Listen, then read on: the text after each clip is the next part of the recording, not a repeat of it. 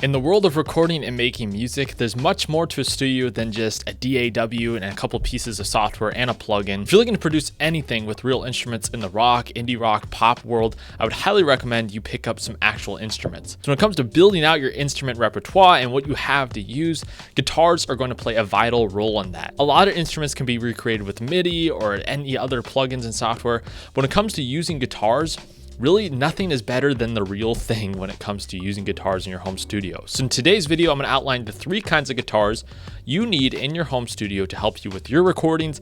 In my opinion, they rank from the most important to the least important, but I will lay them out here.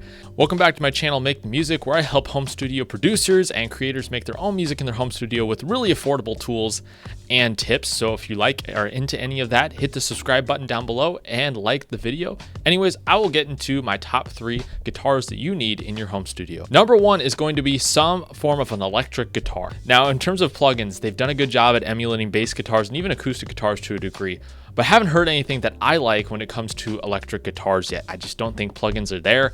So if you want to record anything that's guitar based in your home studio, I would highly recommend you pick up an electric guitar. Now, what kind of electric guitar do you need and what should your budget point be? Well, in terms of kind of electric guitar, really this is going to play into what your style is. What do you like to record? What kind of music do you play? If you're an indie guy or a pop guy, pick up something like a Strat guitar would be a great first step. Single coil pickups, they're clean, they're going to really have that, high-end sound with a lot of detail. It's really going to help you play some of those more, delicate picking parts as well. They sound great on any sort of clean parts, and I think you can't go wrong with that. If you're more of a rock or metal guy, getting something maybe with pickups that are a little beefier like a humbucker might be a good way to go, but it really just depends on your style. And if you're a guitar player, you probably understand the difference between single coils and humbuckers. You know what you like. You probably already own a guitar already if you're recording and you want to record rock music. So a lot of you will have this taken care of. But if you want to get into producing more and you don't own your own guitar yet, I would find something affordable. Anything around $200. There's a lot of amazing guitars that cost $200 these days. If you go down to your local guitar store or Sweetwater, really it's not that hard to find something that sounds great. I'll have some recommendations in the description down below. But for $200, you can get a great guitar as long as it's set up properly, it's in tune, it's got fresh strings, it'll sound good on a recording. It'll definitely be something that you can use when it comes to your production. So I would look in that price range. If you want to go a little higher, $300-$400, you'll just get something of a little higher quality. Guitars under $150-$100 these days, I haven't found a lot of guitars that sound great there, and often they need a lot of maintenance, so you might as well just shell out the $200 anyways to get a guitar that sounds good than waste all this time getting it maintenance and trying to bring a $100 guitar that's just not made with the same quality up to that similar quality. So I would try and start there. Like I said, a lot of great sort of Strat, Fender, beginner stuff can sound really good. There's some Junior Les Pauls that also have a really good sound. It just depends on what your style is, but you're gonna need an electric guitar. Nothing in a plug-in world, in my opinion, can really emulate what a real player can do. Amplifier or going into your DAW with some amp sims, it really makes a big difference. And so that's the first place I would start. Number 2, the second kind of guitar you're gonna need is an acoustic guitar. This is another one where it's really, really hard to simulate acoustic guitar sounds with your electric guitar. I know there's some plugins and some amp sims that try and do it, but nothing can really match an acoustic guitar mic'd up in a room, with the pick hitting the strings, creating that sound. Nothing can really match that. And so number 2 on the list is definitely an acoustic guitar. Again, you can pick up something really good for around $150 to $200 in the acoustic guitar land as long as it's set up properly. You know how to mic it up. I think you can really get a great sound. It all comes down to a lot of the times to the player and the pick selection for how that acoustic guitar part's going to sound.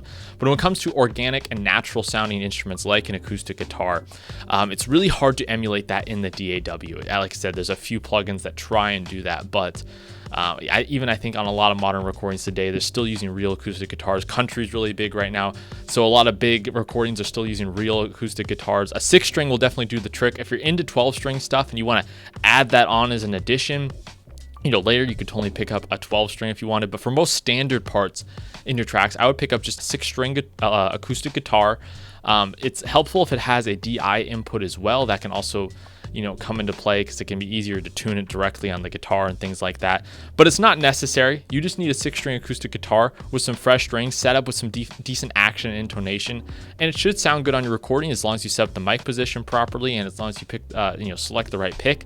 I don't see any reason why your acoustic guitar recording shouldn't work. In my opinion, I've used a pretty cheap, like $300 Mitchell acoustic guitar.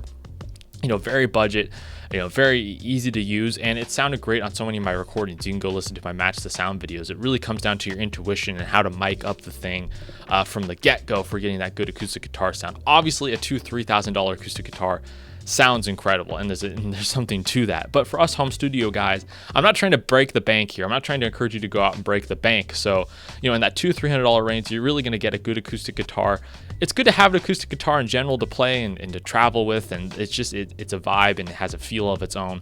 So that would be number 2 on my list. And then lastly, number 3, the third kind of guitar that you need in your home studio is a bass guitar. And this one is maybe a bit optional, and people might be a little upset with that, but if there's one instrument that I think that plugins do a decent job of emulating and the nuances of an actual instrument are not as important, it's going to be the bass guitar.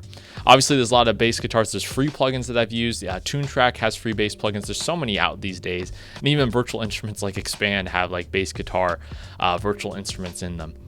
Obviously, I prefer a real bass player. A real bass player is going to add nuance to the recording that plugin's really going to have a difficult time with. But if you're on a budget and you can only spend money on electric and acoustic, you can find free plugins to emulate the bass. But if you have the money, go out and get a bass guitar.